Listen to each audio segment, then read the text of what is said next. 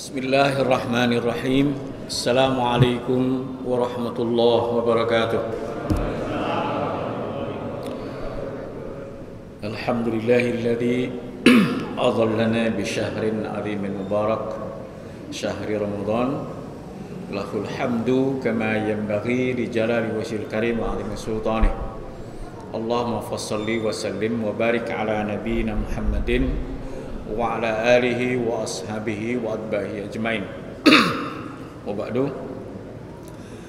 Jamaah subuh Masjid Al-Aqsa yang dijaga oleh Allah, alhamdulillah kita syukuri terlebih dahulu nikmat pagi ini, nikmat kesempatan untuk tetap diizinkan oleh Allah menikmati keberkahan bulan Ramadan yang kalau efektif insyaallah akan memberatkan timbangan kita nanti di Yaumul Mizan insyaallah. Dan semoga hari ini dan seterusnya akan menjadi milik kita, umur-umur yang kita banggakan nanti, kita kenang sebagai keindahan di Yaumul Mizan nanti insyaallah. Tema kita hari ini yang saya sepakati di posting adalah syirik versus tauhid. Jadi ada pergulatan dan pergolakan atau warfare yang gak pernah berhenti, tauhid melawan syirik. Tema ini karena memang mengikuti alur ayat saja, karena basically kita kajian tafsir, yaitu memang kita sedang membahas surat Al-Baqarah ayat 163 dan 106 sampai 164 kemarin ya, sebulan yang lalu. Dan juga sekaligus ada target dari kajian ini, kita tidak boleh melupakan peperangan yang paling esensial, yaitu perang antara tauhid melawan syirik. Karena sekarang ini terlalu banyak medan-medan pertempuran, warfare itu banyak sekali ya, sehingga kita tidak lagi memiliki standar hitam putih yang paling basic gitu. Karena ukuran kemenangan, ukuran kekalahan menjadi sangat mozaik, sangat susah diukur. Dan keberpihakan kita juga menjadi semakin rumit, sampai kadang-kadang melupakan yang sifatnya basics. Banyak orang menyebut zaman ini adalah zaman VUCA, VUCA pakai C, volatility, uncertainty, complexity, dan ambiguity gitu. Nah, ini istilah orang-orang aja, saya ikut-ikutan aja ya. Jadi volatility itu kalau dalam kalkulasi bisnis itu susah sekali mengambil keputusan, karena terlalu banyak faktor yang harus dihitung, dinamis, berubah-ubah gitu, sehingga V ditambah dengan U, uncertainty, jadi tidak ada yang pasti sekarang ini. Terus pokoknya rumit luar biasa, ada economic warfare, media warfare, ada disrupt dan disrupted, yang mana yang mengganggu dan sekaligus diganggu, dan seterusnya. Itu sekarang rumit sekali. Terus complexity, kenapa? Karena kita memenangkan A, taunya mengalahkan di sisi B gitu. Susah sekali menciptakan harmoni sekarang ini. Jadi kayak orang mengalami penyakit apa namanya, istilah sakit yang sudah kompleks itu apa namanya? Ya kompleks. Terus akhirnya banyak kebenaran itu menjadi mudah terdistorsi, sehingga banyak tetapinya, banyak ambigu. Contoh ambigu itu gini loh. Indonesia itu negara sekuler bukan, negara agamis bukan. Jadi negara bukan itu namanya ambigu.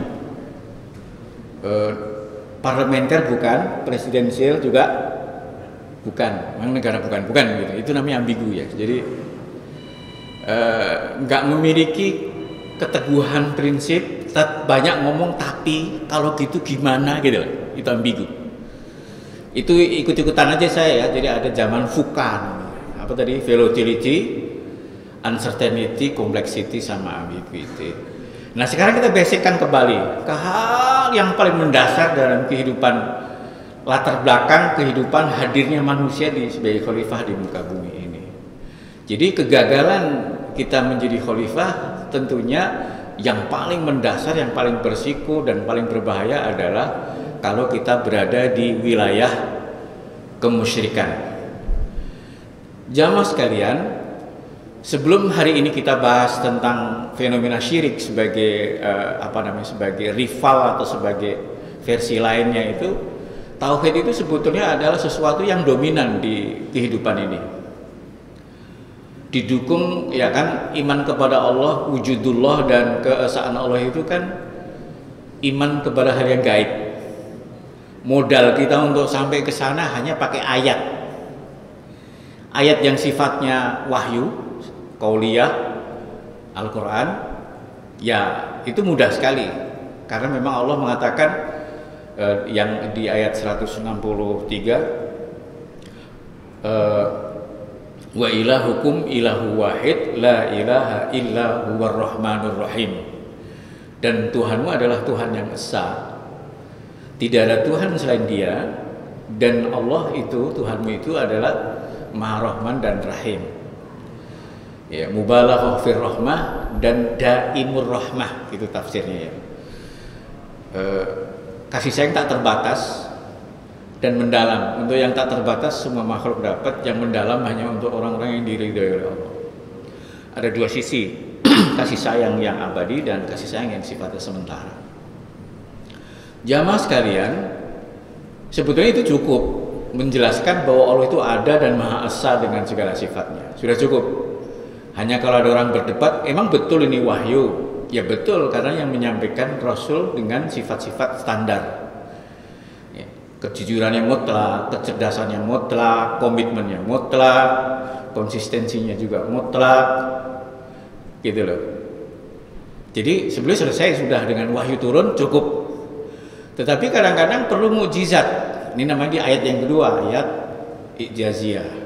Ketika orang menentang habis-habisan, nggak mungkin gimana? Coba kalau kamu bilang ini nggak mungkin, nih bukti-bukti mukjizat. Jadi tak ada satu nabi pun kecuali dibekali mukjizat untuk mematahkan segala macam tuduhan bahwa wahyu itu bukan wahyu. Biasanya kan gitu. Nah, khusus Nabi Muhammad, Al-Quran itu sendiri mukjizat, sehingga Al-Quran sendiri menantang. Kalau kau ragu, wa in kuntum fi raibin mimma nazzalna ala abdina fa'tu bi suratin min mithlihi wad'u syuhadaakum min dunillahi in kuntum shadiqin fa illam taf'alu wa lan taf'alu fattaqun nar allati waquduha an-nas wal hijarah wa 'iddat lil kafirin. Kalau sudah mukjizat yang melek-melekan gini kami masih juga enggak mau menerima, tantangan terakhir adalah suruh melihat fenomena jagat raya ini yang disebut dengan ayat kauniyah, yang Allah berjanji sampai day to day, year to year, age to age itu nanti kebenaran kolaboratif antara ayat kauliyah dengan kauniyah itu akan terbongkar satu persatu. Sanurihim ayatina fil afaq wa fi anfusihim hatta yatabayyan annahul haq. Jadi memang ada sebuah proses panjang, satu persatu kolaborasi. Ayat Al-Quran memberikan isyarat-isyarat teknologi, penemuan-penemuan mutakhir membuktikan sebagai bukti kebenaran Al-Quran terus-terusan gitu. Nah, tetapi ya memang begitulah kita menghadapi satu fakta bahwa kalau dihitung seluruh makhluk Allah yang bertauhid itu mayoritas. Karena sebagian manusia dan sebagian jin, malaikat, binatang, hewan itu semua bertauhid. Yang tidak bertauhid sebagian manusia sama sebagian jin. Jadi kita itu mayoritas. Kita itu seideologi, seakidah dengan jumlah malaikat yang enggak unlimited ya. Enggak ada yang tahu jumlah tentara Allah kecuali Allah sendiri. Malaikat pun enggak punya data, jadi Allah sendiri yang tahu.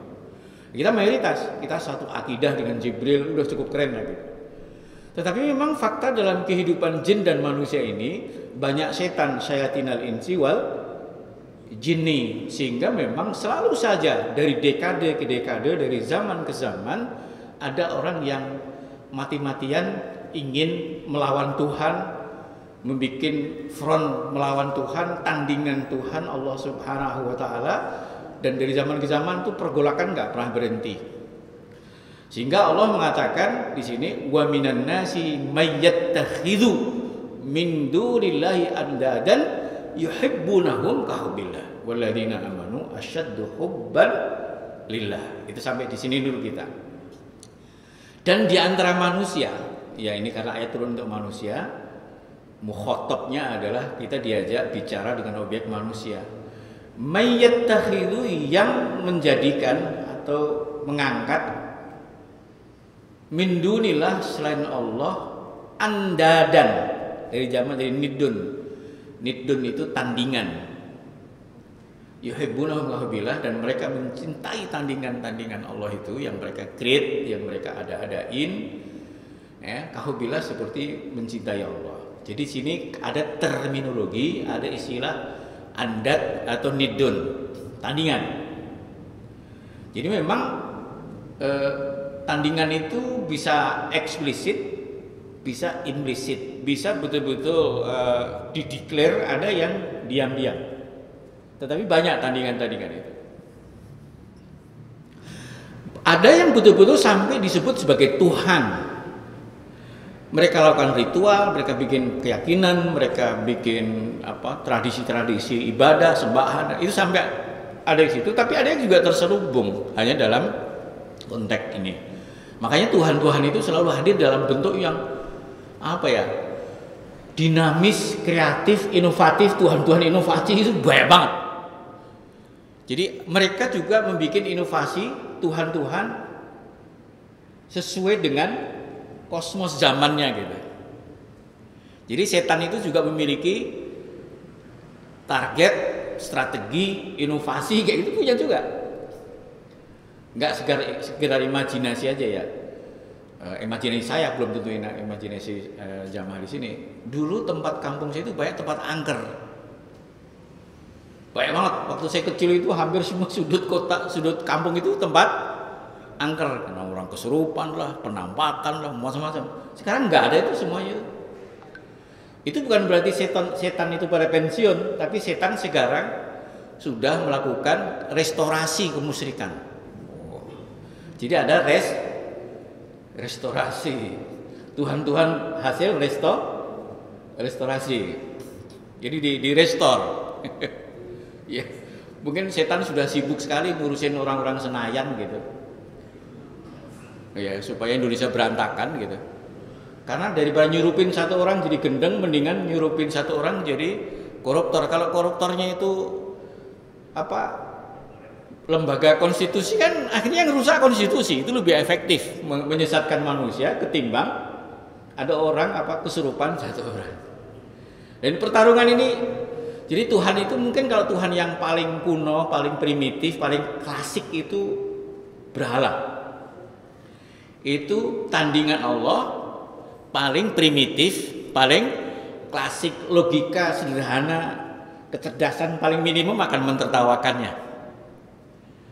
Ya, sebodoh-bodohnya orang kelewatan deh kalau hari ini masih ada orang yang nyembah-nyembah batu besar gitu ya. Tapi ini paling klasik, paling tua. Yaitu pada zaman Nabi Nuh alaihissalam ada 5 Tuhan dalam bentuk berhala. Wad, Suwa, Yahuth, Nasr. Waddan wa Suwa wa Yahuth wa Nasr ya. Berarti 4 ya. Ya'uq, Nasr 5. Yahuth, Ya'uq, Nasr. Waddan, Suwa, Yahuth, Ya'uq sama Nasr. Walaupun 5-5-nya ini bekas kuburan. Kelima-limanya ini dulunya adalah petilasan untuk mengenang orang soleh awalnya. Jadi yang membuat agama itu hilang seperti yang saya katakan tadi, hilangnya ulama atau ulama yang masih tapi ulama suk gitu. Istilahnya ini sekarang udah nggak ada macan nih gitu. Ada tuh 4 macan ya, tapi itu macan sirkus gitu loh, maksudnya masih macan tapi macan sirkus, tampangnya tampang macan tapi sudah kena stick and carrot, sudah bisa disuruh karena takut digebuk, atau enggak pengen dapat jadi ulama stick and carrot. Itu berarti nama apanya? Macan sirkus. Berguling gitu loh. Duduk lompat gitu. Itu namanya macan, tapi macan sirkus. Ya, kalau kemusyrikan awal yang sudah pernah saya ceritakan di sini di Mekah itu, pertama kali yang memasukkan berhala ke Mekah itu namanya Amr bin Luhai. Dia itu ustadz tapi ngerangkep dukun gitu. Jadi ustadz tapi punya khodam. Khodam itu mendominasi dia, ya akhirnya jadi mistis. Suka ramalan, suka ini, akhirnya cari simbol-simbol legitimasi, lahirlah patung pertama namanya Hubal. Itu gara-gara ulama mistis, ulama ngerangkep dukun. Yo, zaman dulu Pak, kalau ini lulus pesantren ada orang panas minta air putih ini nggak punya, ini langsung direject, ditahdir, langsung ditolak. Makanya kita pinter-pinter aja. Ada ibu-ibu bawa anak panas gitu, saya kasih air putih tapi saya kasih paracetamol dulu. Wah, bacain Al-Fatihah itu nggak bid'ah, insya Allah nggak masalah. Pulang turun panasnya Pak, balik lagi Pak, ya besok ibu lakukan sendiri aja ya, saya kasih paracetamol. Habis kan kalau nggak mistis kayaknya nggak laku kalau di kampung ya kan. Tapi nanti besok kita sediain paracetamol gitu, tempra. Mau nyebut merek nih. Jadi kita kasih. Contohnya gitu ya. Dulu waduh Pak, orang saya lagi bengong-bengong sama bapak saya almarhum sama ibu saya almarhumah itu. Tiba-tiba ada tamu minta disantetin musuhnya. Kaget bapak saya. Ulah Pak, enggak ngimpi apa pagi-pagi. Loh bapak kan ustadz, kiai, pasti bisa nyantet dong. Kurang ngajar banget kan? Itu. Jadi yang kayak gini nih yang bahaya. Tahu-tahu kemusyrikan itu menyerusup, mempengaruhi getaran-getaran sosial yang ada di masyarakat. Jadi itu. Tapi setelah itu improvisasi Tuhan apa aja bisa jadi Tuhan. Ya. Bahkan banyak yang sempat mempertuhankan diri, seperti Firaun sama Namrud. Firaun terlalu bangga dengan sungai Nil, sumber kekayaan Timur Tengah yang nggak ada duanya, karena kesuburan lembah sungai Nil itu luar biasa.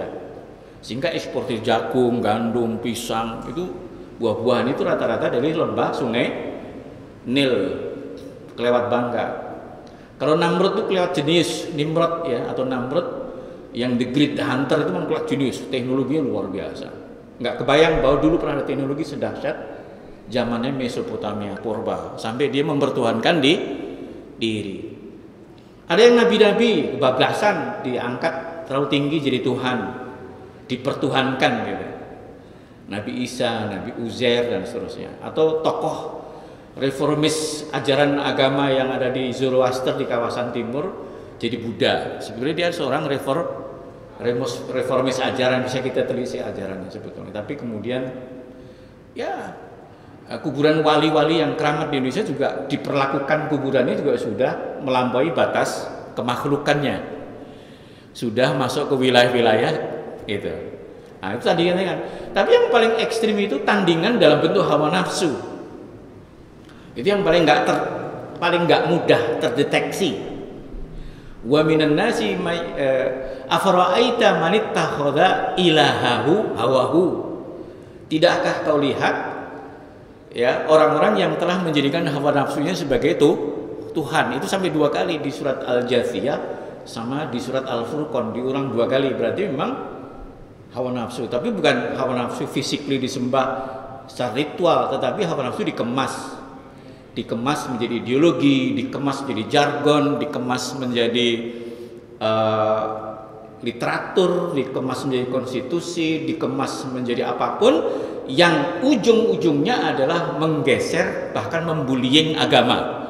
Itu berarti ya seperti kapitalis itu terlalu mensegalakan materi, materialis dan kapitalis sampai demi kesuksesan growth capital atau capital growth, demi untuk kemudian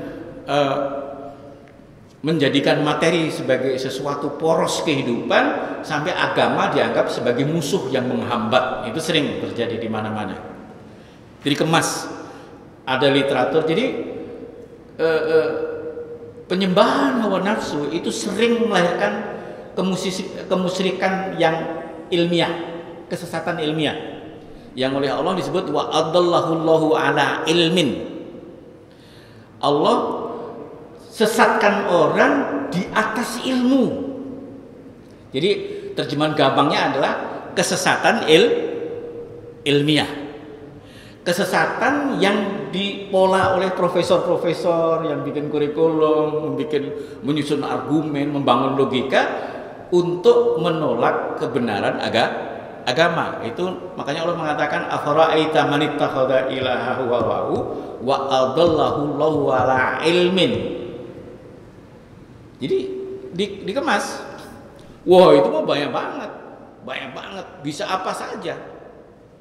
Revolusi bisa menafikan peran agama kalau berlebihan dalam bahwa semua demi revolusi. Kok kamu bunuh orang? Ah, itu korban revolusi. Kok kamu tolak agama? Ah, itu biasa, dia menghambat revolusi. Atau atas nama pembangunan, demi pembangunan kok semua jadi boleh, gitu loh. Semua atas nama pembangunan. Kita harus stabil. Kalau nggak stabil kita nggak bisa membangun. Tapi semua dianggap mengganggu stabilitas. Termasuk yang menawarkan tauhid dianggap mengganggu stabilitas. Jadi bisa melawan jilbab, menyalawan syarat Islam dan segala macam. Atas nama apa saja bisa. Pokoknya yang isme itu banyak sekali, sering dikrit untuk menjadi penghambat tegaknya agama Allah di muka bumi. Ya, kalau itu disematkan, diyakini sebagai sebuah ideologi, betapapun itu bertentangan dengan Quran dan Sunnah, dan dia face to face berhadapan dengan dakwah, yaitu telah mempertuhankan hawa nafsu. Oh, kalau gitu variabelnya banyak banget Tuhan itu. Apa saja. Mungkin diri kita diam-diam sudah mempertuhankan hawa nafsu, kehilangan rasa takutnya kepada Allah, kehilangan rasa ridhonya kepada Allah hanya gara-gara menikmati sesuatu yang sudah nyandu, maunya kayak gitu. Ya, itu Tuhan. Ya, saya belajar dari Rasulullah sendiri. Rasulullah sendiri itu meng-cut out, menutup, namanya syaddud dzari'ah. Di-cut dari sejak keriwian jangan sampai jadi gerojokan. Ya. Percikan api jangan sampai jadi kebakaran, itu namanya syaddud dzari'ah. Pernah pada suatu hari gitu ya, sahabat radhiyallahu anhu ada yang ngomong gini. Masya Allah wa sya'a Muhammad. Ah, terserah Allah dan Nabi Muhammad aja dah. Rasulullah sudah cut. Enggak. Ataj'aluni lillahi niddan. Apakah kamu akan menjadikan saya sebagai tandingan Allah? Masya Allahu wahdah. Hanya terserah Allah. Wa in arata an taqula wala mahalata faqul masya Allah thumma masya Muhammad. Kalau kau kepaksa juga harus ngomong, bilanglah terserah Allah, kemudian terserah Nabi Muhammad. Jadi grade-nya di lebih bawah kan. Ya. Tapi juga jangan ekstrim menulis Muhammad mau disejarah. Wah, udah mensejarahkan itu. Itu ini Allah Muhammad itu mensejajarkan tuh. Enggak, ini cuma seni kali. Kan biasa loh ada orang yang kelewat. Hulu namanya, berlebih. Ini enggak mensejajarkan. Karena mempersejajarkan tulisan enggak masalah. Di dalam Al-Qur'an yang Muhammad lebih di atas, Allah sebab banyak juga. Tetapi memposisikan di hati kita, di pikiran kita, di konstitusi kita, di institusi kita, itulah yang enggak boleh. Masa Allah ditaruh nomor paling bawah, ketuhanan yang Maha Esa, tapi nggak ada yang mau mengesahkan Allah. Terus berarti kita namanya ambiguitas, valensi, melengkapi data fuka kita tadi. Kita kan sekarang pada ambivalen kan. Kalau mau konsisten, coba tafsir ketuhanan Maha Esa itu apa? Karena yang esa itu cuma Tuhannya Allah, Tuhannya orang Islam. Selain Tuhan orang Islam itu nggak ada yang sah. Ya, jadi jamaah rahimakumullah, pembangun peradaban agama itu. Ya kita kan tahu lah, Ki Bagus Hadikusumo itu dulu sampai Muhammad Nasir sampai berantem sama Soekarno hanya karena ingin menegakkan syariat. Tapi tahun umat Islam mayoritas baik, ya udahlah. Kita baik-baik kita bersedekah kepada minoritas, kita hapus kalimat dan kewajiban menjalankan syariat Islam bagi pemeluknya. Udah baik banget umat Islam. Sekarang masih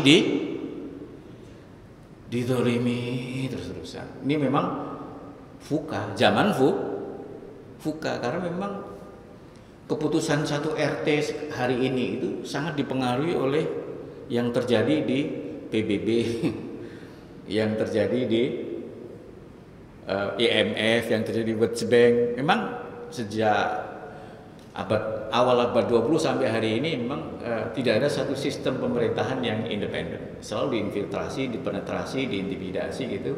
Namanya zaman Muluki Hajabriyah. Nah, itu membuat kita kadang-kadang kok bingung kita ya gitu loh. Iya ya gitu. Nah, tapi kita memang dalam hidup di zaman ambivalensi. Jadi penyelamatan iman itu tetap prioritas satu. Jadi jangan ikut-ikutan masuk ke wilayah ambivalen, fuka, ya, volatility, apa tadi, uncertainty, complexity, ini city semua nih. Terus ambiguity. Ini hari ini. Nah, kita kembali ke hal mendasar. Jadi tandingan-tandingan Allah itu bisa apa saja modusnya, bisa apa saja kasusnya. Karena memang Allah ngasih ruangan tandingan-tandingan itu begitu luas. Seperti Imam Ali radhiyallahu anhu itu menggelar-gelar itu ada yang dilarang. Syahansah, Malikal Amlak, Alimal Alam, sebetulnya Nurun Fauqa Nur itu juga tidak pantas disandang oleh Rasulullah. Nurun ala Nur itu Allah. Tapi ya udahlah, improvisasi sholawat sedang berpuisi susah bertanggung jawab ya. Sebenarnya yang Nur Fauqa Nur itu hanya Allah, tapi orang berselawat suka anta nurun fauqa nur gitu. Walaupun kadang nggak realistis, waqtafat minhul budur, dan bersembunyilah bulan-bulan yang lain, purnama. Padahal bulan purnama cuma satu, ya, itu namanya puisi, biarin aja dah. Waqtafat minhul budur, tapi kiasan itu bukan bulan beneran. Yang kayak gitu harus hati-hati. Syahansah, Malikal Amlak, pokoknya pakai maha-maha seharusnya nggak boleh, kecuali mahasiswa. Karena betapapun maha, dia tetap siswa. Maha miskin nggak apa-apa, maha lemah nggak apa-apa. Tapi kalau maha guru itu sebaiknya nggak usah lah. Guru besar deh, nggak usah pakai maha guru. Apalagi banyak guru besarnya cuma honoris causa, ya nggak usah lah, ya nggak mengukur. Nah, jamaah rahimakumullah. Jadi wa minan nasi mayattakhidhu min dunillahi andada yuhibbunahum ka hubbillah. Terus Allah kasih diktum penting, postulat penting, walladzina amanu asyaddu hubban lillah. Di sinilah perlu diagram cinta. Kita kan objek cinta kita banyak, Pak, dan nggak boleh disamakan. Nah, tetapi ada tingkatan tertinggi yang tidak boleh digeser, yaitu cinta kita kepada Allah, yang saya pada tingkat tayyin namanya, tingkat cinta yang ekspresinya adalah ubudiyah. Yang itu tidak boleh kita break, kita tidak boleh terjang. Cinta apapun silahkan. Nah, karena kalau hidup tanpa cinta garing. Indahnya cinta itu indahnya hidup itu karena adanya cinta. Tapi jangan sekali-kali kita memiliki salah standar. Pokoknya bahkan antara makhluk dan makhluk saja ente cintain secara sama. Ekspresi nggak boleh. Katakanlah kita punya kendaraan, punya ternak, punya kebun, punya rumah, punya anak, punya istri, punya macam-macam. Tentunya mencintai mobil harus berbeda dengan mencintai istri. Kalau ente samain mencintai mobil sama mencintai istri, gila ente. Apalagi mencintai kuda sama dengan mencintai istri, itu tambah parah lagi gitu. Beda-beda. Tetapi boleh, nggak masalah. Zuyyina lin-nasi hubbus syahwat minan nisa wal banin wal qanatiril muqantara minadz dzahab wal fiddah wal khairil musawwamah wal an'am wal harth. Semua orang yang umur-umur tertentu fase-fase ini kalau hidupnya normal pasti mengalami. Pertama punya istri, anak, dua jenis cinta udah berbeda ya.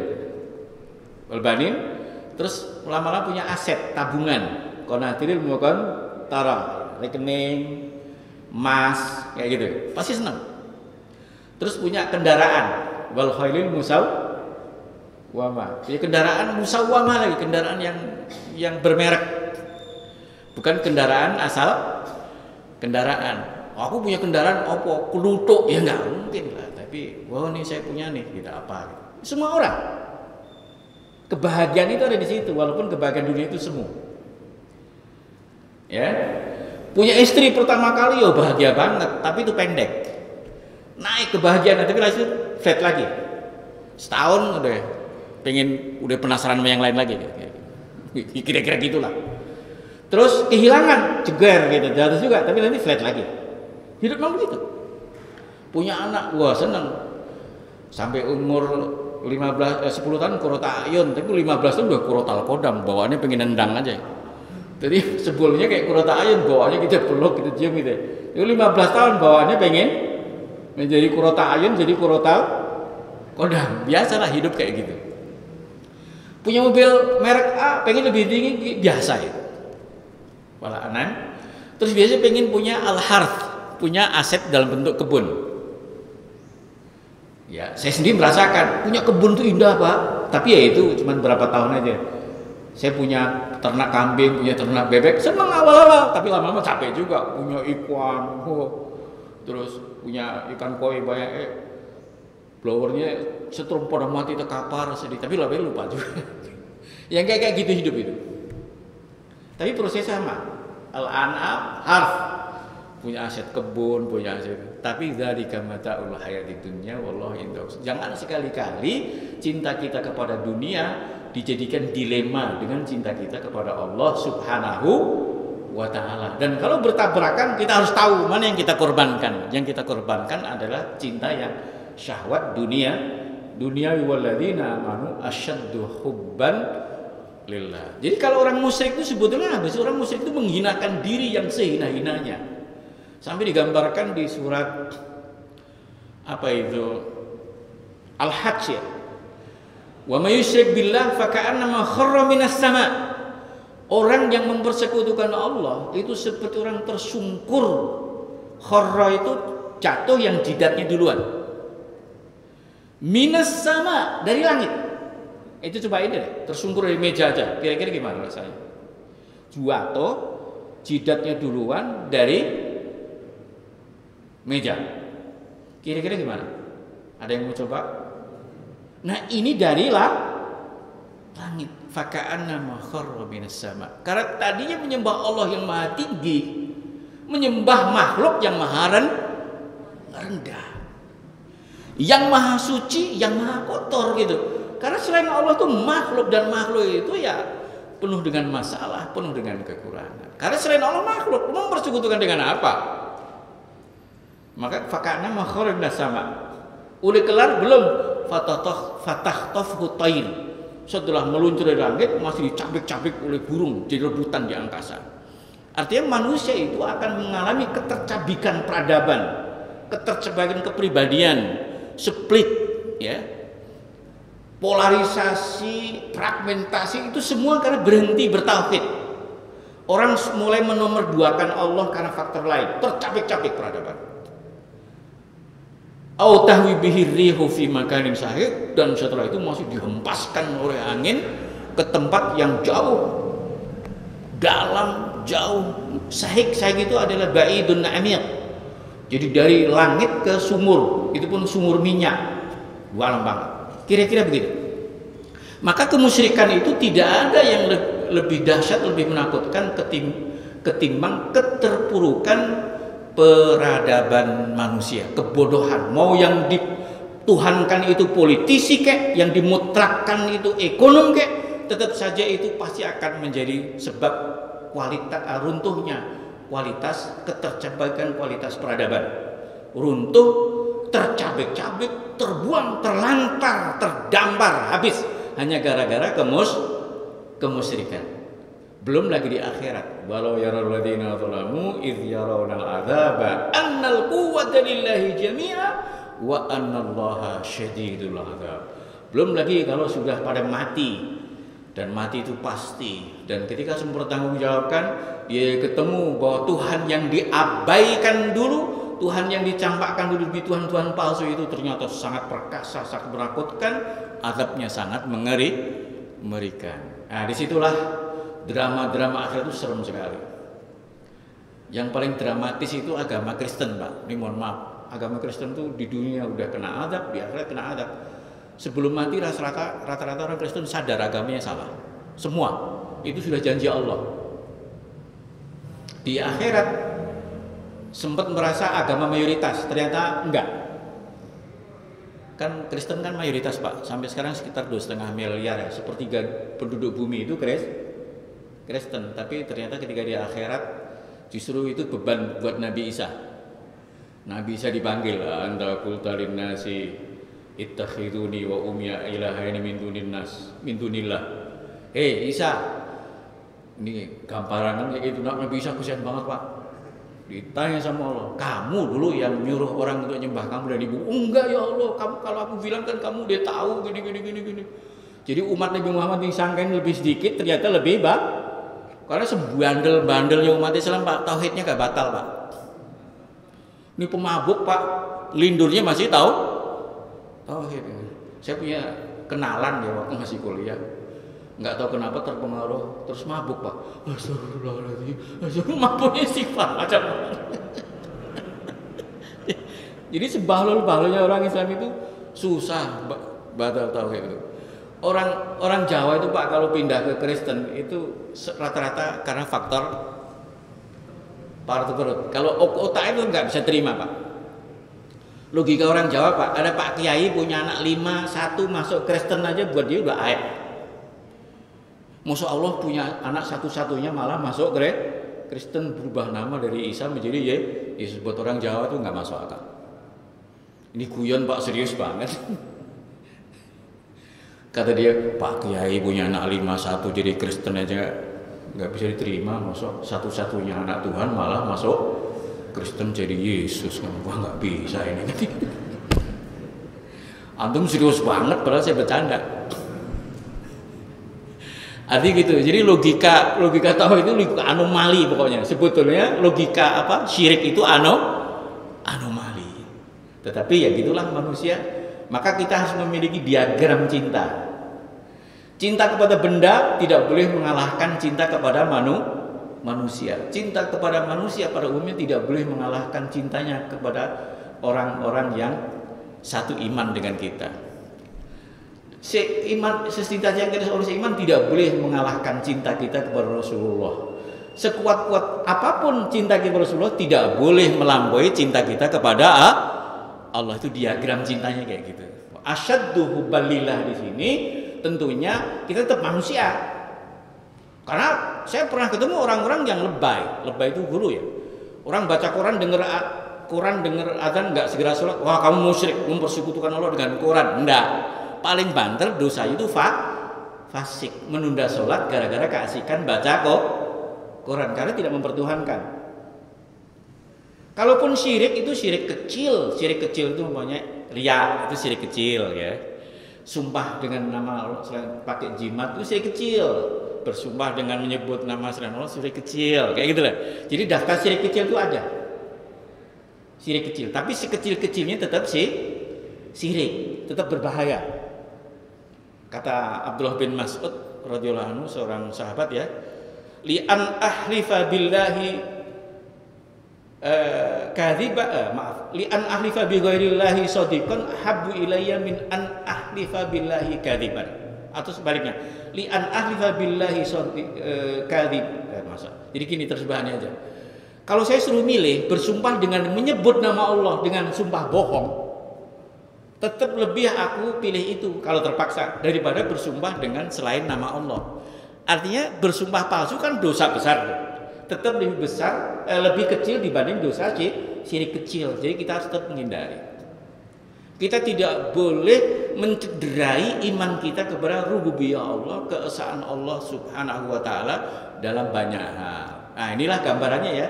Tapi pergolakan ini, Pak, mohon maaf aja, keseringan yang menang itu kekuasaan syirik. Kekuasaan tauhid selalu gagal, sering pendek sekali kekuasaan. Makanya banyak korban. Maka dari itu Rasulullah dari awal mengajar kita untuk punya kekuasaan. Karena begitu kekuasaan itu ada, yang nggak berkuasa walaupun ahli tauhid disingkirkan. Karena di dunia itu kekuasaan itu penting. Begitu dia berkuasa, itu mulia. Begitu kehilangan kekuasaan, itu hina. Qulillahu malikal mulki tutil mulka man tasya itu sekaligus buat tanzil itu untuk izu man tasya itu man tasya. Maka Rasulullah dari awal tuh membicarakan kekuasaan. Dari Rasulullah belum punya pengikut saja menawarkan para elit politik di Quraisy itu menawarkan kekuasaan. Ketika menyiapkan hijrah, Rasul menyiapkan kekuasaan. Begitu Rasul sampai ke Madinah langsung bisa orang nomor 1 dan merubah nama. Yathrib sekarang saya rubah jadi Madinah. Hari pertama, Pak. Kekuasaan itu penting. Karena begitu kita nggak berkuasa, kita jadi hina, jadi budak. Ya kalau dulu budak secara status, kalau sekarang budak secara peran, secara kenyataan. Kita statusnya sudah lagi nggak budak, status, tapi faktanya kita budak, kehilangan kemerdekaan. Jadi Pak, bicara kekuasaan itu penting. Hanya orang bodoh yang tidak ingin berkuasa. Dan kekuasaan yang baik selalu kalau membawa Allah. Biyadikal khair innaka ala kulli syai'in. Maka sejarah kekuasaan dalam Islam dalam peradaban dunia, semua kekuasaan yang meninggalkan Allah pasti jelek. Karena kebaikannya siapapun bisa berkuasa, siapapun bisa tidak, tapi yang berkuasa dan kekuasaannya baik hanya bila dengan Allah. Karena kebaikan cuma ada di tangan Allah.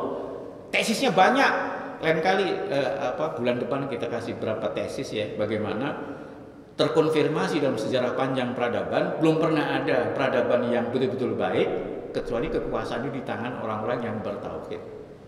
Nah, Palestina di tangan Romawi, Anda tahu nasib orang yang tidak setuju dengan Kristen.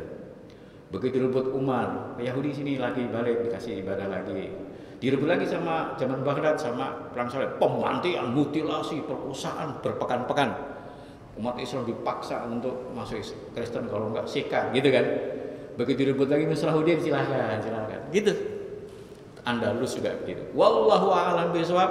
Tapi intinya orang bertauhid sebaiknya yang berkuasa supaya lahir hierarki atiullah wa atiur rasul wa ulil amri minkum. Kalau enggak Pak, itu bener di hati doang, ngomong aja udah takut. Apalagi untuk memperjuangkan kebenaran takut. Loser suffer what they must, winner can do what they want. Jadi mulai sekarang berusahalah berkuasa, terserah tekniknya nanti kita bicarakan berikutnya.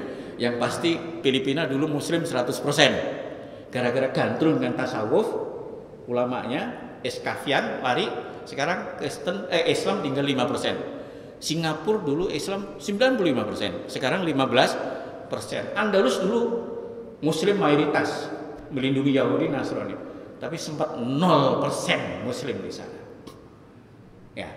Ya, ini penting karena pergolakan tauhid dan syirik itu tidak hanya terjadi di tataran pemikiran dan akademis, tetapi terjadi di semua warfare, terjadi di semua di medan pertempuran. Selebihnya terserah Anda aplikasinya. Wallahu a'lam bishawab. Iya, kita sudahi. Tapi kalau mau ada yang bertanya, silahkan. Saya tutup terlebih dahulu. Hadza ma aqulu wastaghfirullahi wa lakum. Assalamualaikum warahmatullahi wabarakatuh. Enggak ada minum. Assalamualaikum, Pak Ustadz mau tanya. Tadi kita umat Islam harus mendahulukan atau mengutamakan kekuasaan agar tauhid ini bisa menyebar di dunia. Kekuasaan itu identik dengan kepemimpinan. Betul Pak Ustadz ya? Suatu negara kalau pemimpinnya mukmin, insya Allah negaranya akan tinggi juga. Lalu di dalam Islam dilarang bahwa pemimpin itu kita tidak boleh memilih pemimpin yang memunculkan diri itu. Kira-kira begitu Pak Ustaz. Lalu bagaimana kalau kita mau ingin berkuasa tapi kita tidak boleh mensiarkan sebagai pemimpin atau gimana begitu. Nah, gimana Pak Ustaz penjelasan? Terima kasih. Iya. Big picture-nya begini. Ini gambar besarnya, itu puzzle yang nempel di gambar besar ya. Berusaha menegakkan agama Allah itu kewajiban. An aqimuddina wa la tatafarraqu fi. Agama tidak akan pernah tegak sebelum melahirkan konsolidasi vertikal sampai orang nomor satu itu mengorganisasi, memobilisasi, memfasilitasi taat kepada Allah. Itu gambar besarnya. Masalah prosesnya pasti butuh action plan, butuh strategi, butuh visi misi strategi dan teknis aksi yang dicitu lah gitu. Nah, itu masalah lain. Nah, dari zaman ke zaman itu tentunya beda tantangan, beda strategi.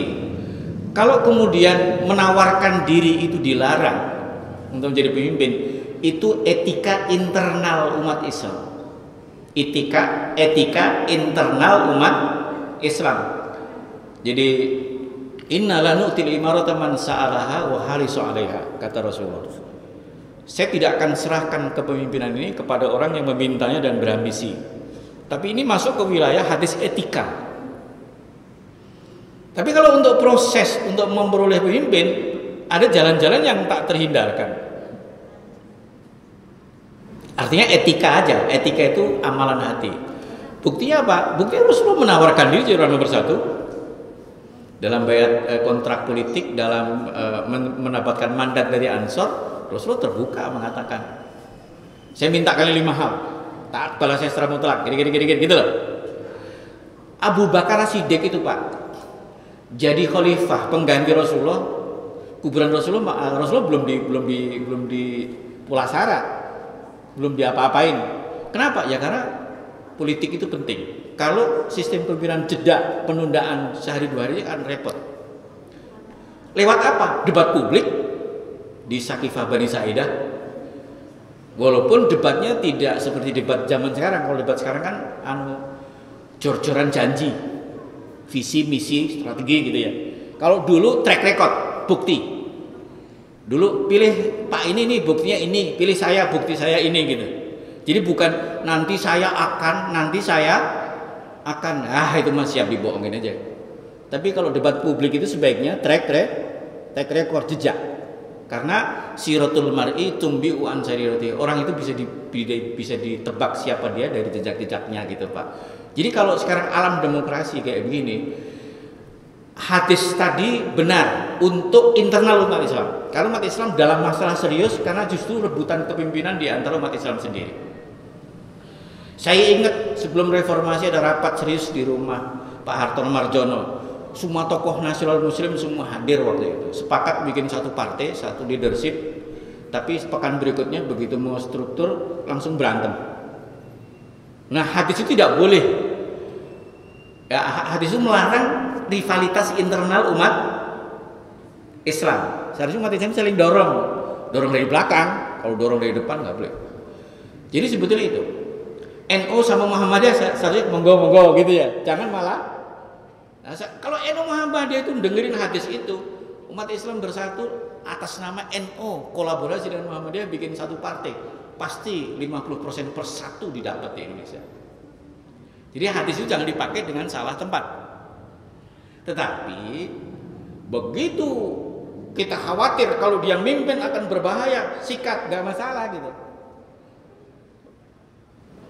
Kalau kita tahu kalau yang mimpin si fulan ini akan berbahaya, terus kita diam aja atau mendukung, Rasulullah nggak mau disamakan sama orang itu. Laisa minni walastu minhu walam yarid ila haudi. Orang yang mendukung kedoliman, kata Rasulullah, pemimpin dolim kok dia ada di situ, dia bukan bagianku. Dan aku juga mau dikait-kaitkan dengan dia, dan dia yaumul mahsyar dia tidak reunian dengan saya di Telaga Kautsar. Hati-hati ya. Kalau pemimpin dolim ini dukung-dukung, ini di reject sama Rasulullah dari hari ini. Ya, kalau di masjid sih nggak ada, kalau berani ngomong di pasar sih seharusnya. Di masjid itu udah pastilah. Kalau orang aktivis masjid masih mendukung kedoliman itu mutasi gen gitu orang. Gennya umat Islam itu menolak kedoliman. Itu genealogi umat Islam. Karena ya alladzina amanu kunu qawwamina bil qisti syuhada lillah, atau di ayat yang lain qumu bil qisti lillahi syuhada. Jadi memang kita lahir batin luar dalam jeroan kita itu menolak kezaliman, penegak keadilan. Gitu ya Pak ya. Terserah kalau di alam demokrasi Pak, demokrasi itu pasti alatnya partai. Partai itu pasti rebutan suara. Pokoknya kalau kita tidak ingin bersaing di dalam dunia demokrasi ya nggak akan dapat apa-apa. Ya, parlementer itu bagus, cuman karena kita kalah mulu akhirnya merasa parlemen itu nggak bagus. Untuk menang jalannya udah jelas kok. NU Muhammadiyah bersatu. Kalau NU Muhammadiyah nggak bersatu ya kita nggak ada masa depan. Karena yang merepresentasikan umat Islam Indonesia itu masih NU sama Muhammadiyah. Hisab mulai Ramadan masih ribet. Berarti kita sabar aja dulu Pak. Kita berkuasa di hati kita masing-masing. Allah tetap bertahta di dada kita, walaupun umat Islam belum berkuasa di muka bumi. Wallahu a'lam bishawab. Mohon izin tanya. Tadi izin Ustaz. Ya, silakan. Tadi disampaikan bahwa salah satu bentuk Tuhan tandingan itu adalah hawa nafsu dalam bentuk pemikiran, ideologi, isme dan sebagainya. Nah, lalu bagaimana dalam satu negara di mana ideologi dan konstitusi itu harus lebih utamakan daripada nilai agama? Bagaimana kita mesti, artinya dia tidak mereduksi kebenaran agama, tapi ideologi negara harus didahulukan gitu daripada agama.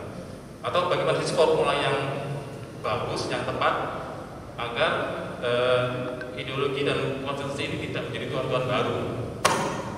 Iya. Pelaksanaan pernegaraan.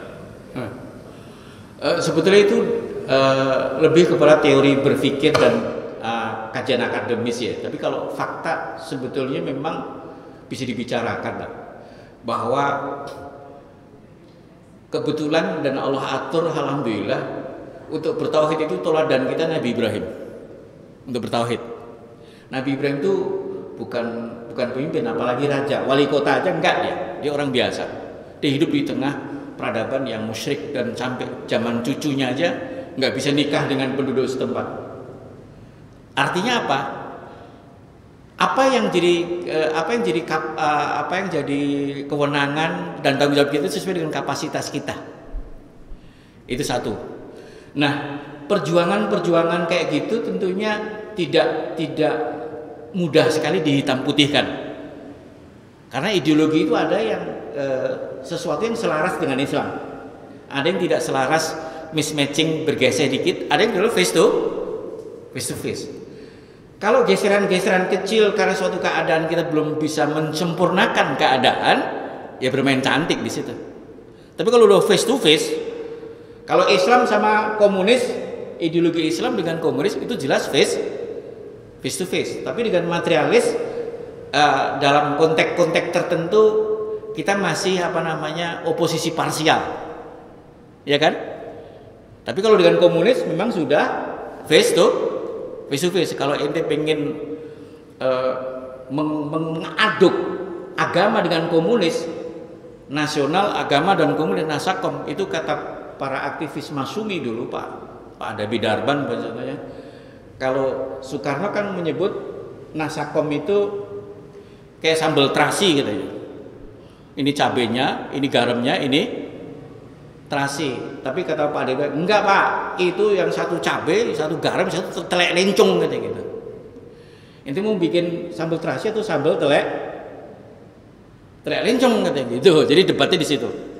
Tapi kalau dengan demokrasi sebagai sebuah sistem untuk mencari pemimpin, nggak ada yang lebih baik untuk keadaan kita. Karena sistem khilafah yang ditawarkan kita kan institusi Pak. Tapi proses siapa khalifahnya pasti pakai perangkat-perangkat demokrasi. Kata-kata khilafah itu kan masih ruangan kosong. Karena ketika kita diskusi, ya sudah, khalifahnya siapa? Jadi tata negara dengan proses politik itu sesuatu yang berbeda. berbeda. Strategi politik, apalagi rekayasa politik, beda. Jadi Bapak kalau kemudian ingin detail masa seperti ini, komprehensif ngomongnya, tata negaranya sebagai politik ketatanegaraan, politik sebagai sebuah proses politik, adil atau tidak. Setelah itu ada rekayasa politik dan ada strategi dan teknik politik. Ada yang rahasia, ada yang strategi-strategi yang nggak bisa dibicarakan, pokoknya kayak gitu. Jadi kalau hari ini kita mau plug gitu ya susah, karena demokrasi yang dibangga-banggakan oleh Francis Fukuyama itu mutlak harus liberal. Tapi kalau umat Islam itu unggul secara objektif, seliberal apapun sebuah demokrasi, umat Islam punya peluang. Yang membuat kita tidak punya peluang karena kita lemah, SDM-nya lemah, budayanya lemah, teknologinya lemah, ekonominya lemah, sehingga demokrasi yang liberal kan seliberal demokrasi, kalau Islam tegak lewat proses demokrasi nggak masalah.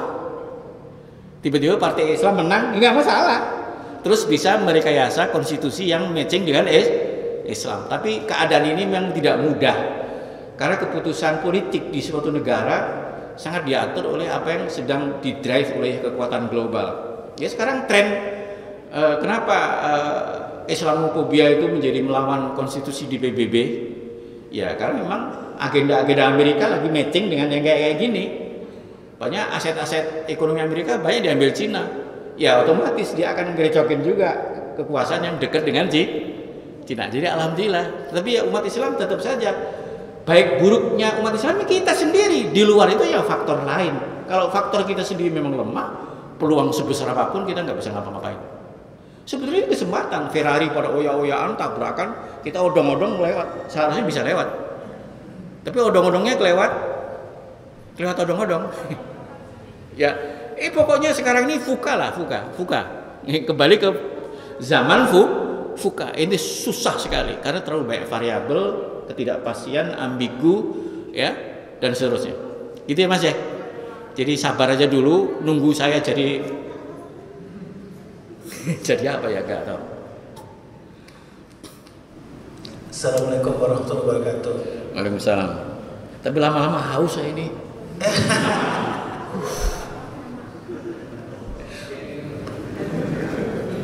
Enggak disediain minum Pak Rudi gimana sih? Iya, jadi penguasa menarik maksudnya. Jadi pemimpin. Jadi sebenarnya kalau yang saya lihat menjadi penguasa pemimpin itu awal itu adalah kita harus kuat dulu sebagai dari finansial. Iya. Kalau nggak ada finansial, mau dia seperti apapun nggak bisa sekarang. Iya. Pertanyaan saya gini nih, kan kadang-kadang kalau sudah ikut suatu pemimpin gitu ya, Iya. dengan segala macam ya kita tahu lah sekarang ini misalnya. Iya. Kalau kita kalah, ya itu bukan takdirnya, sabar aja, kan gitu kan? Kan kita ngomongnya kan, sabar aja, mungkin ada yang lebih baik lagi, yang lain, kan gitu ngomongnya orang Pak. Iya Pak. Ya kan ya. Pertanyaan saya gini nih, pertanyaan saya, apakah benar di Lauh Mahfuz itu sudah tertera sebenarnya? Makasih. Iya. Sebetulnya nggak gitu Pak. Lauh Mahfuz itu bukan urusan kita. Agenda Allah kok ente mau intip, agenda LBP aja kita nggak tahu. Agenda Allah lah gitu. Ente tahu nggak apa yang isi buku agenda LBP, tahu nggak? Nah kok ente sekarang nanya isinya agendanya Allah, itu kan kelewatan ente ini. Makanya yang kita bicarakan apa yang Allah maui dari kita aja. Kalau apa maunya Allah jangan ditanya-tanya. Ya gitu, jawabannya gitu. Tapi memang apa yang disampaikan perlu ditegaskan. Sebetulnya yang paling bertanggung jawab lemahnya dan runtuhnya peradaban Islam itu para ustadz. Serius demi Allah, yang paling bertanggung jawab adalah para ustadz. Saya sampai hari ini masih sering ketemu pertanyaan-pertanyaan yang diajarin ustadz, tapi ustadz itu nggak bekerja di wilayah saintifik. Otaknya itu mistis. Baru kemarin, kata ustadz ini katanya kebangkitan Islam dari timur katanya. Saya bilang cara ngitungnya gimana? Saya bilang, cara ngitungnya gimana? Ketemu pirang perkoro kalau orang jadi bilang. Saya punya tesis beda, saya bilang. Artinya Ustadz begitu ngepel-ngepelin tangan, wa qul ja'al haqqu wa zahaqal batil. Itu kan berpikir mistis, Pak. Ayat ngomong kayak gitu itu Allah nggak ujuk-ujuk. Oke, Pak, kalau kebenaran datang, batil hilang. Tapi mendatangkan kebenaran pakai apa? Pakai kultum. Gak bakal datang kebenaran hanya dengan kultum, dengan tablik akbar, dengan demo, enggak. Dengan perangkat-perangkat sultanan, kekuasaan, nasiro, baru wakul ja'alhaku wa zahaqal. Sebelum ada kekuasaan yang bisa menolong agama, kebenaran tidak akan pernah datang. Tapi kekuatan sistem yang menolong agama juga tidak akan pernah datang sebelum cara kerja itu benar. Wa qurbi adkhil limutqala sidqin wa ja'al wa akhriji mukhrajin. Kan itu ayat prosesnya di surat Al-Isra itu. Jadi coba sekarang gini. Surat Al-Kahfi itu bicara tentang hal-hal yang berhubungan dengan kekuasaan. Mau Ashabul Kahfi, mau Dzulqarnain, itu bicara tentang kekuasaan. Dzulqarnain itu jadi penguasa oleh Allah cuma dikatakan fa'at ba'a sababa. Dzulqarnain itu mengikutkan proses sebab. Sebab berkuasa itu apa? Kalau orang berkuasa harus ada sebabnya. Sebabnya dia unggul, Pak. Keunggulan dalam kekuatan-kekuatan multidimensi. Semua dimensi kekuasaan harus hadir untuk unggul dan menang dan berkuasa. Jadi kita dari sejak awal harus saintifik. Kalau saya bilang peradaban Islam kalau mau bangkit lagi sampai Roma menjadi kota Islam, yang paling kompeten adalah Eropa. Eropa masuk Islam. Nunggu orang Timur, Pak. Kan saya pernah cerita, saya lagi baca tulisan Amerika lagi memperbaiki stasiun ruang angkasa. Pas hari yang sama saya baca itu, saya lagi memperbaiki kandang bebek, Pak. Artinya kita under kompetensi untuk mereka bisa bikin kayak gini, Pak. Yang kotak sama, yang hebat kayak gini, kita cuma apa yang kita bisa bikin? Mendoan. Mereka bisa touchscreen 3 lapis, Pak. 3 sensor. Kita bisa bikin mendoan aja bisa. Wakul ja'al haqqu. Kenapa Rusia itu lebih susah dikelola? Kan Rusia unggul dalam senjata. Salah satunya adalah rudal hipersonik. Itu penelitiannya 40 tahun, Pak. Dari tahun 80. Nah kita di pesantren ini 3 tahun aja loh nggak betah. Artinya bikin penelitian keunggulan objektif, Pak. Rasulullah itu hebat ya karena didukung oleh konglomerat. Begitu Rasulullah punya hajat duit banyak yang setor. Iya kan? Nah kita coba. Artinya adalah semua kekuatan. Allah sendiri tidak pernah membatasi kekuatan apa, enggak. Min kuwatin apapun. Sono sudah pakai drone, sono sudah pakai. Ini lagi pelatihan manah. Ya Allah, panah itu masa lalu. Kalau zaman dulu Rasulullah udah ada motor, pasti nggak nyuruh naik kuda, pasti nyuruh naik motor. Yang membuat Turki itu kalah, itu karena dari abad 17 sampai ke sini itu Turki selalu kalah. Sampai lenyap, akhirnya dimutilasi. Itu karena Eropa mengalami renaissance, kebangkitan. Kenapa Amerika lebih bisa mengalahkan Inggris di awal abad 20, lebih hebat? Ya karena teknologi pesawat pertama kali Amerika. Pistol revolver yang dulu pistol sekali isi jedor sekali itu, yang pertama dari Amerika. Iya kan? Sekarang teknologinya drone. Antum menghabiskan umur tuh latihan panah. Emang itu bisa manah satu detik sampai 3 panah. Sekarang itu pistol itu 1 detik bisa 80 gitu. Ya kalah itu. Wah tapi nanti zaman Dajjal Ustaz menghibur diri atau menipu diri? Nanti itu urusan nanti gitu. Sekarang kita ini latihan kuda, biayanya mahal. Setelah selesai jago naik kuda, ini mau berangkat kantor pakai kuda. Orang sekarang untuk ngantor kuda kok. Ciklak tikluk dari mana? Enggak, ini mohon maaf nih Ustaz pasti banyak tersinggung sama saya. Tetapi tidak begitu. Umat Islam itu scientific. Sejak turun Iqra bismi rabbikal ladzi khalaq, umat Islam itu scientific. Fa'at ba'a sababa. Ketemu pirang perkara ente mau menang. Apa modal ente menang? Pak, saya itu ikut krisis center berkali-kali, Pak. Saya sering melihat umat Islam itu jangankan grand design strategi, action plan aja nggak punya. Ketika Balfour menandatangani deklarasi dengan Rothschild, bahwa Inggris berjanji akan menjadikan Palestina negara Yahudi, Israel. Kata si Yahudi 50 tahun setelah ditandatangani perjanjian ini, negaraku, negara Yahudi berdiri. Betul Pak, 50 tahun Pak. Terlambat 3 bulan doang. Kalau ente nanda tanganin Balfour tadi, ya udah besok dibikin, masih gitu kan otak kita.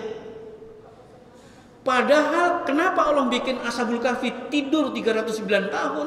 Itu Allah sendiri yang ngasih alasan. Lina lama ayul hizbaini ahsa lima labithu amada.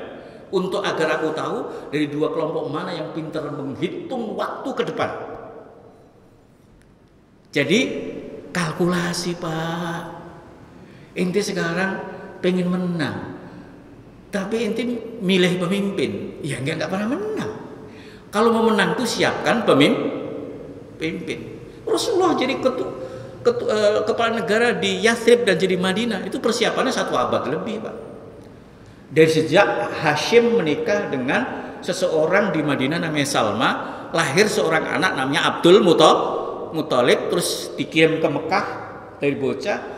Dan ketika Nabi Muhammad jadi penguasa di Yathrib, ini siapa sih ini? Oh ini cucunya Bu Salma. Orang kita sendiri, wong kita kalau Pak Yuda bilang. Ah, ini mah wong kita. Gitu. Ya udah, dulu nggak mungkin jadi pemimpin di suatu kawasan kecuali memang darah feodalnya mengalir, primordialnya mengalir gitu. Dipersiapkan oleh Allah Pak. Ibunya dikubur di Madinah, bapaknya dikubur di Madinah. Antum tiba-tiba ini 2 tahun lagi nih milih siapa? Pasti kalah kita. Karena kita tidak yang jualan, kita yang beli. Demokrasi kan siapa yang jual, siapa yang beli. Ente pembeli yang bingung, nggak punya keputusan, ojokin. Ngomong Islam pengen tegak dengan cara demokrasi, ngimpinya jauh Pak. Saya itu bertahun-tahun ikut kajian-kajian studi krisis kayak gini. Pemimpin kajian gua di atas 80 tahun semua orang udah kelotokan. Saya paling muda bahkan bisa dibilang. Itu seperti itu Pak. Indonesia itu orang nggak tahan untuk bikin sebuah proses. Selalu gantung, kalau nggak gantung ke Cina, Amerika, Soviet gitu, selalu gantung Pak. Nah, Amerika mau nggak diajak nih? Nah, gitu. Kalau Amerika belum mau, ya nggak mau, nggak ada apa-apa. Walaupun lepas dari mulut harimau masuk ke mulut buaya, selalu begitu Indonesia. Jadi Pak, saya ingin menyiapkan 1-2 orang tapi digembleng betulan dari semua sisi. Ketimbang mengumpulkan jutaan orang tapi floating, ngambang. Itu kayak gitu Pak. Kayak Muhammad Al-Fatih menyiapkan mbahnya Pak.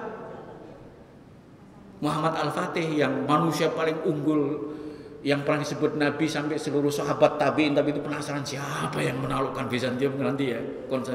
Rasulullah udah bilang dari awal. Ternyata Muhammad Al-Fatih, apakah dia lahir dari SDIT ujuk-ujuk? Enggak Pak, kakeknya mempersiapkan semua kompetensi dia untuk jadi pemimpin hebat. Jadi pendidikan, Bapak kan ahli pendidikan.